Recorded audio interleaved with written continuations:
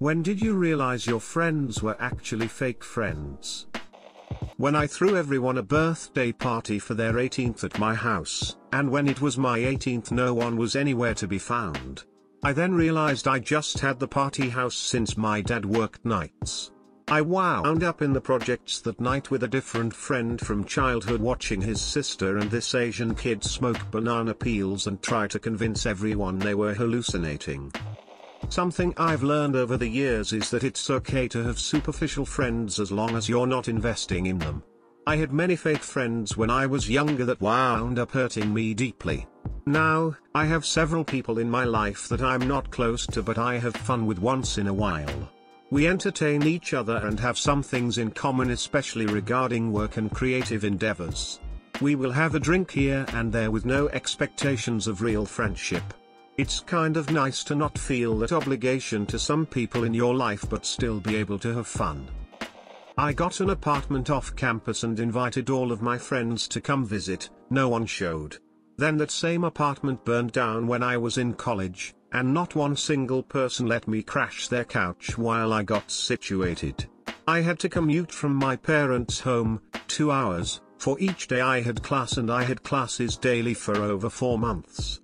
Because apartments near the campus are on rental leases and it's hard to find an apartment mid-semester.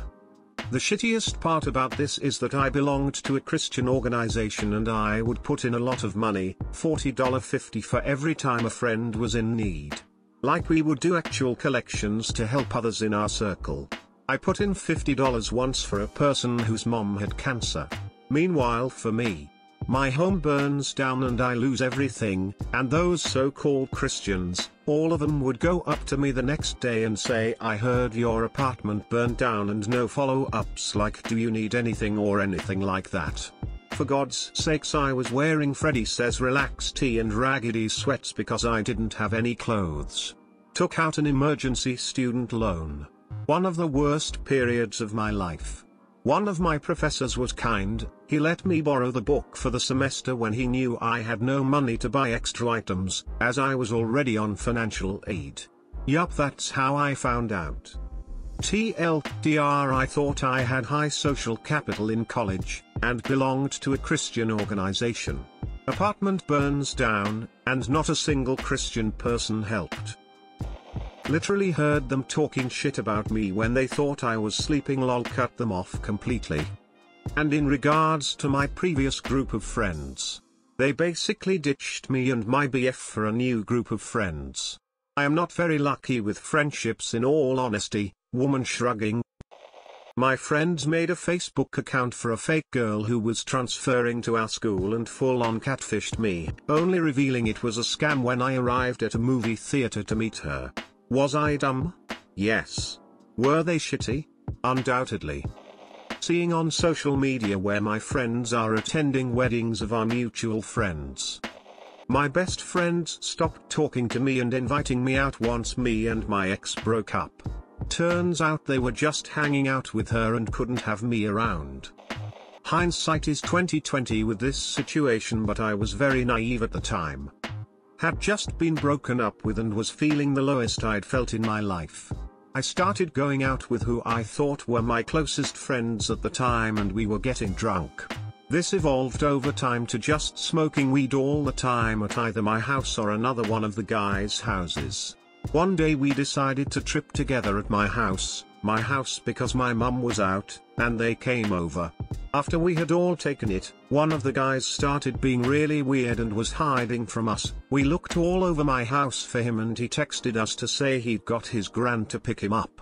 Me and the other guys decided to go for a walk, then when we're passing my house the guy that said he'd left hops over my fence and we're all like, WTF. I was getting in my head and feeling like I wanted them all to go. I started to realize that these guys were just using me for my house. I said I'd like them to go cause I'm gonna just stay on my own. They were like, "Nah man, let's go back to yours, it's fine." Then I put my foot down and said, "No, I'm going back on my own." The guy who was being weird walked past me and was like, "Fuck you," and I just went home.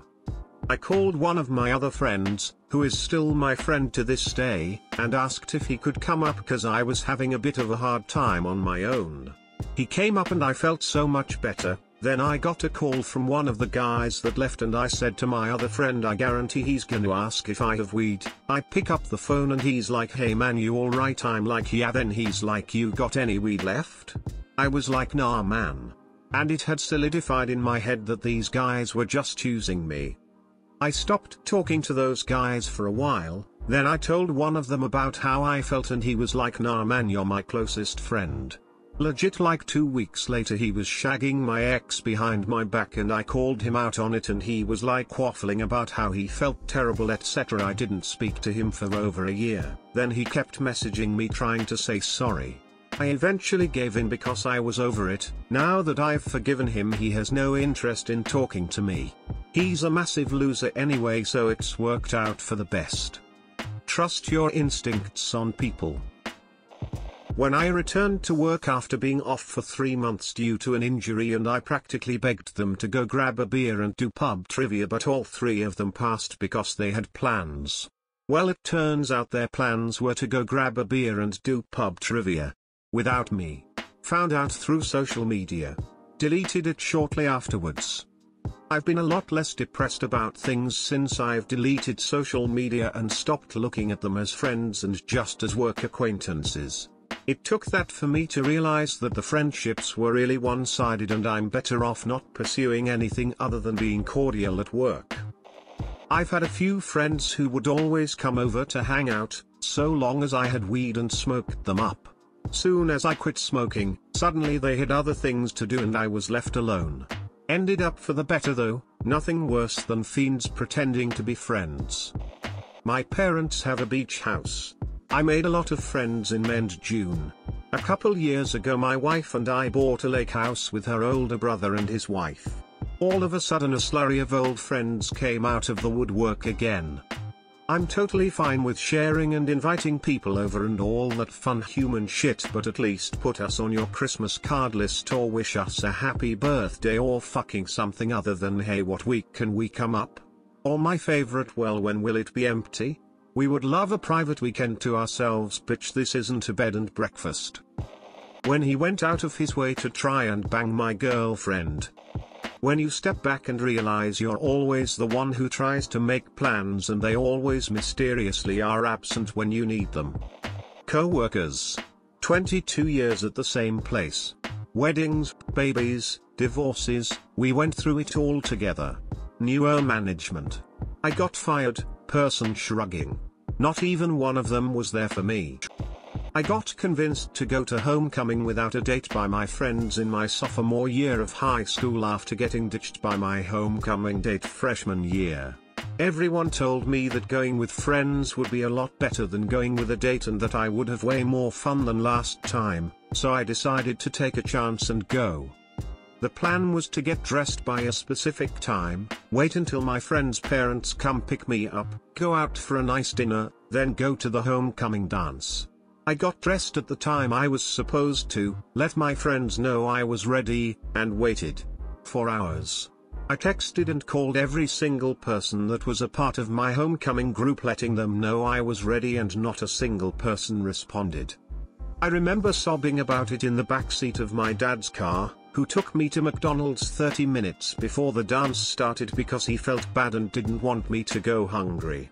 After I ate, he drove me to the dance and as I get out of the car and start walking towards the line to get into the building, still wiping tears from my eyes, I see the same group I was supposed to be with right in front of me.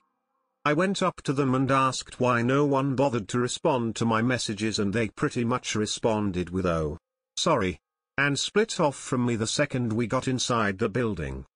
That was about 5 years ago, but I still remember it like it was yesterday. People suck.